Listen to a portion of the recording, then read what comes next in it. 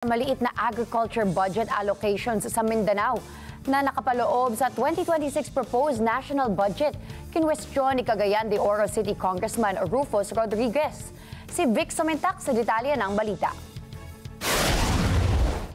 The central office.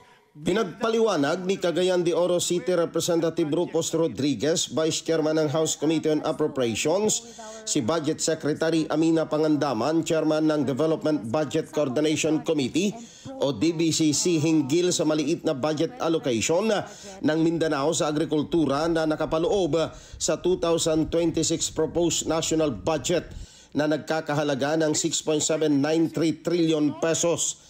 Sa budget briefing ng DBCC sa House Committee on Appropriations, kinwestiyon ni Rodriguez ang 12.2% na inilaan ng DBM para tustusan ang sektor ng agrikultura sa Mindanao na itinuturing na food basket ng bansa dahil 40% ng produksyon ng pagkain ay galing sa Mindanao.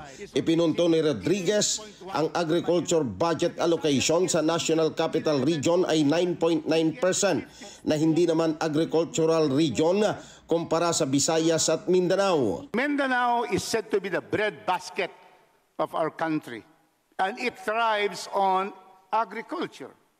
Now, if you can see here, the allocation of agriculture in Mindanao from 2025, it was 14.3, still small, but this 2026, it's smaller. Ipinaliwanag naman ni Secretary Pangandaman na kaya nabawasan ang budget allocations ng agrikultura sa Mindanao dahil bukod na ang pondo ng Bangsamoro Autonomous Region in Muslim Mindanao. Idinagdag pa ni Pangandaman na maliban sa pondo na inilaan sa Central Office ng Department of Agriculture na para sa Mindanao, ay mayroong mga foreign assisted projects for agriculture ng benepisaryo ay mga taga Mindanao Region. The nature of the programs and projects under the Department of Agriculture is that most of its programs and projects are actually lodged under the central office, and then we will only be able to see the recipients once they implement. Batay sa report, pinalulutang umano ng mga kritiko ng administrasyon